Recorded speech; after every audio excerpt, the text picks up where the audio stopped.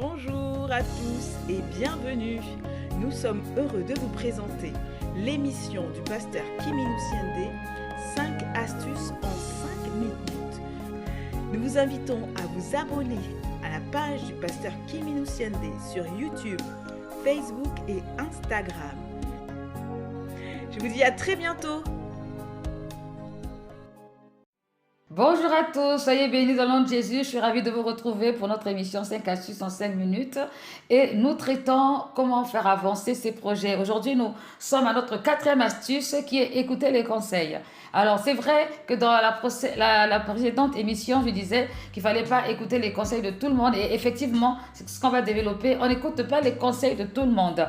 Vous savez, c'est très, très, très important d'être vraiment focalisé sur ces projets. Et par rapport à ça, on sait qu'est-ce qu'il faut écouter et qu'est-ce qu'il ne faut pas écouter. Très souvent, on peut se rendre compte que 10 ans de théorie ne valent pas 3 ans d'expérience. L'expérience est très très importante dans la vie d'une personne. Tout ça pour annoncer quoi? Pour vous dire que les premières personnes qu'on doit écouter pour nous conseiller, c'est ceux qui ont une expérience.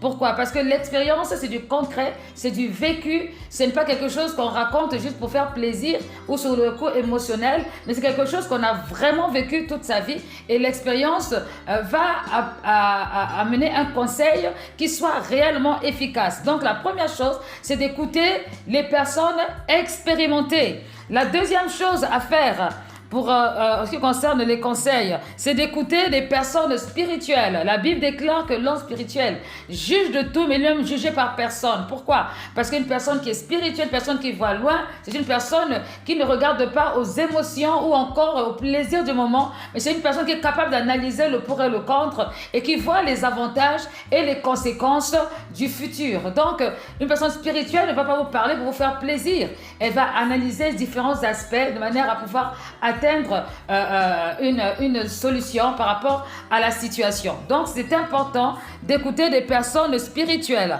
C'est important d'écouter des personnes spirituelles. C'est aussi important d'écouter des personnes sages. Des personnes sages, pourquoi? Parce que il y a des personnes qui ont le don de la sagesse. Ce don, c'est ce qui permet de pouvoir prendre des décisions, qui permet de pouvoir trouver des solutions quand il y a des situations parfois difficiles. Vous connaissez l'histoire du roi Salomon avec les 2 femmes dont l'enfant de l'une des femmes était mort. Et la femme a voulu un peu échanger dans le sommeil. Mais le roi Salomon a su régler cette situation parce qu'il avait posé une énigme qui a révélé qui était vraiment la mère de l'enfant et qui ne l'était pas. Donc, on a besoin de sagesse pour agir, de sagesse pour prendre des bonnes décisions. Donc, quand on veut avancer dans un projet, il faut écouter les conseils des personnes qui sont sages, qui vont nous aider à prendre les bonnes solutions.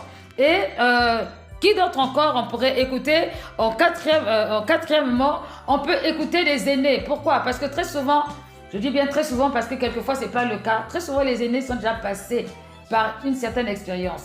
Je vais prendre l'exemple, par exemple, du mariage.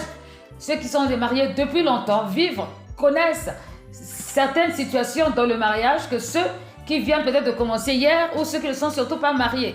Et ce serait quand même dommage de ne pas profiter des conseils des aînés dans ce domaine parce qu'ils ont vraiment de la matière à vendre. Et très souvent, quand on est aîné, ce n'est pas par rapport à l'âge forcément, mais c'est par rapport aux différentes situations qu'on vit. Et cela permet de donner un conseil qui soit avisé.